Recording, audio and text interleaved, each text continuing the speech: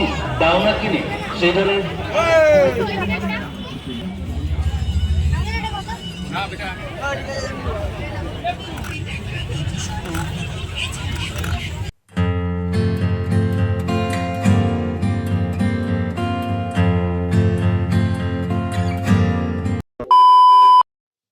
Hello বন্ধুরা, welcome back to my channel and welcome back to a new video.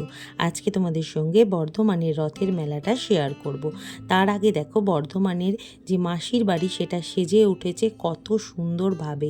এটা আগের দিন সন্ধেবেলা তোমাদের সঙ্গে শেয়ার করছি। আমরা ওখান থেকেই আসছিলাম আর মন্দিরটা কত সুন্দরভাবে সাজানো হচ্ছে। মন্দিরটা এখনও কমপ্লিট হয়নি, তো এখানেই কিন্তু মাসির বাড়ি, এখানেই কিন্তু এসে রাখা হবে রথে। তো এটাও একটু তোমাদের সঙ্গে শেয়ার করে নিলাম। এরপরেই দেখো আমরা চলে যাচ্ছি বর্ধমানের রথের মেলা, যেটা হচ্ছে বর্ধমানের কাঞ্চননগর রথতলা রয়েছে সেই মাঠেই হয় এই রথের মেলা। আর ওখানে দূরে দেখো আমি দেখিয়ে দিচ্ছি, ছোট্ট করে, খুব ভালো বোঝা যাচ্ছে না, ওটা হচ্ছে লোকনাথ বাবার মন্দির। আর এটা হচ্ছে রথতলার এই যে রাস্তা, আর এখানে ঢুকে বিশাল বড় মাঠ, আর এখানেই প্রতি বছর হয়ে থাকে রথের মেলা।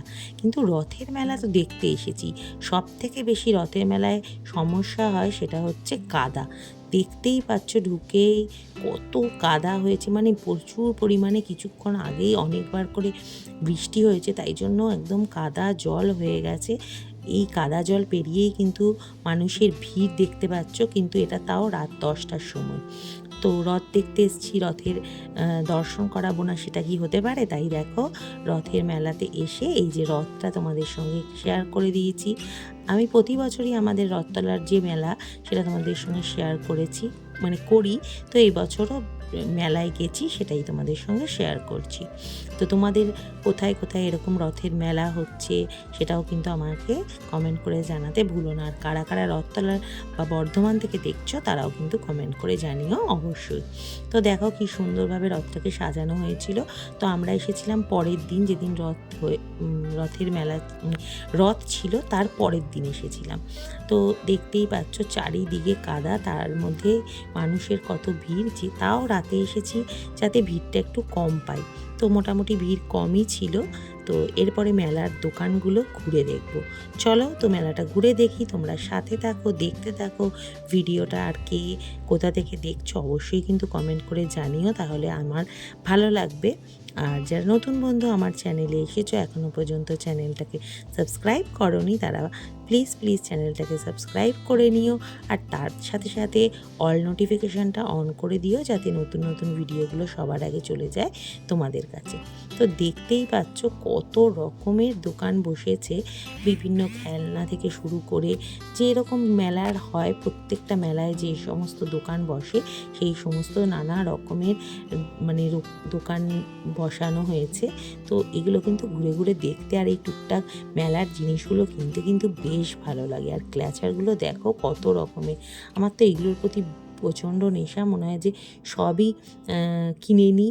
আর যেগুলো আমার কাছে নেই সেগুলো সমস্ত কালেকশন করে রাখি। সবই যে সবসময় ইউজ করি তা নয়, কিন্তু কিনতে ভীষণ ভালো লাগে। আর এই দেখো কাদাগুলো তোমাদের সাথে শেয়ার করছি, কত কাদা দেখো, মানে হাঁটতে পারছি না, ধরে ধরে একে অপরকে হেঁটে যাচ্ছিলাম যাতে পা পিছলে পড়ে না যাই। তো তার মধ্যেও একটা আনন্দ আছে, কারণ রথের মেলায় দেখতে যাবো আর কাদা হবে না সেটা তো হয় না, কারণ এখানে কিন্তু বালিও ফেলা হয়। কিন্তু এত পরিমাণে বৃষ্টি হচ্ছিল মেলাতে, তাই জন্য মানে কাদা হয়েই গেছিলো। তো এখানেও টুকটাক অনেক রকমের জিনিস বিক্রি হচ্ছিল, সব জিনিস 40 টাকা। তো এখান থেকে একটা স্ম্যাশার আমার ছিল না, সেটাও আমি কিনে নিলাম। তো চলো টুকটাক কী কী কেনা যায় আর মেলাটা ঘুরে দেখাই তোমাদের সাথে, আর আমিও একটু ঘুরে নিই।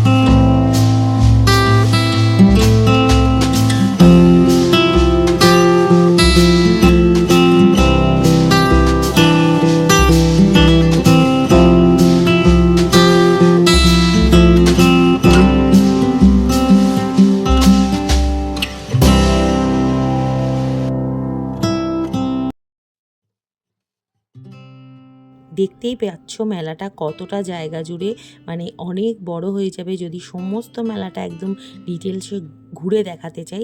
যেদিকে রাইডস আছে সেগুলো তো তাও তোমাদের সঙ্গে শেয়ার করলামই না, একই রকম। তো যাই হোক, ভিডিওটা তোমাদের কেমন লাগলো জানিও। আর লাস্টে একদম বাদাম ভাজা কিনে বাড়ি ফিরলাম। তো ভিডিও ভালো লাগলে লাইক কমেন্ট শেয়ার করে দিও। আর চলে আসবো আবার নেক্সট ভিডিও নিয়ে, ততক্ষণের জন্য টাটা। সবাই ভালো থেকো, সুস্থ থেকো, হ্যাপি রথযাত্রা। জয় জগন্নাথ।